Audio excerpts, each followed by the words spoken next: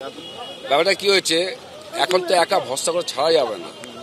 এবার কার ভরসা ছাড়বো, কার ভরসা ছাড়বো বলুন না?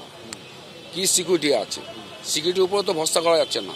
প্রিন্সিপাল তো চমকাচ্ছে, তা কাকে ভরসা করবো বলুন না? সেখানটা আমাদের থাকতেই হবে। এবার একা একা যখন আসবে তখন তো বাড়িতে বসে আমাদের টেনশনে থাকতে হবে, চিন্তা করতে হবে, না কাজকর্ম করবো না খাওয়া দাওয়া করবো। সেক্ষেত্রে আমাদের থাকতে হবে। মানে এই জিনিসটার কিসের জন্য, মানে এই যে এই নেতাদের এত দাপাদাপি মাথায় তুলে দিয়েছে না, দাপাদাবি করা, নাহলে আজকে এই জিনিসগুলো হবে কেন? এই জিনিসগুলো হবে কেন? আজকে যদি কলেজগুলোকে ঠিকভাবে যদি ইউনিয়ন দেখতো, যারা ইউনিয়নের মাথা রয়েছে, এ তো ঘুরে ঘুরে তাদেরকে দেখা উচিত, তাদের সঙ্গে বৈঠক করা উচিত। আজকে যখন তখন আজকে বেলা পর্যন্ত ইউনিয়ন অফিসে থাকবে কেন? কি কাজ থাকে? এমন কি কাজ আছে যে ইউনিয়ন অফিসে বসে কাজ করতে হবে সন্ধ্যে 7টা 8টা পর্যন্ত? সিকিউরিটিকে বাইরে বার করে দেবে। অভিভাবকরা বলছেন যে বিধিনিষেধ যে আরোপ করা হলো, এটা যদি প্রথম থেকে থাকতো তাহলে কিন্তু এই ঘটনা এড়ানো যেত।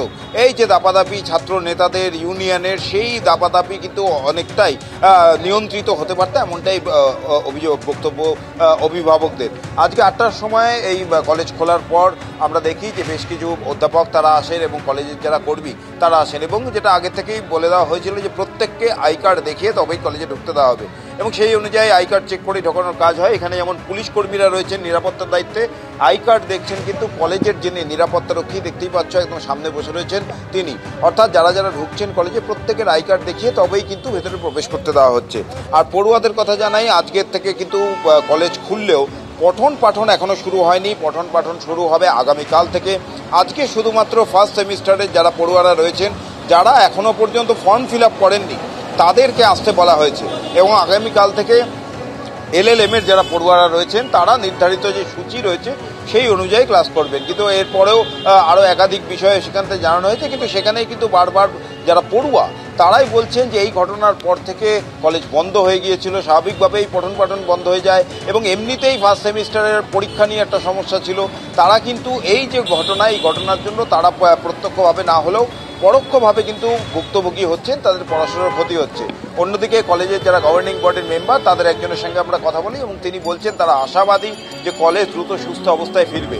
এখন এটাই সব দেখার বিষয় যে এই ঘটনা ঘটার পর সাউথ ক্যালকাটা ল কলেজের তরফ থেকে যে বিধিনিষেধ দেওয়া হয়েছে, অর্থাৎ সকাল 8টা থেকে দুপুর 2টো পর্যন্ত কলেজ খোলা থাকবে।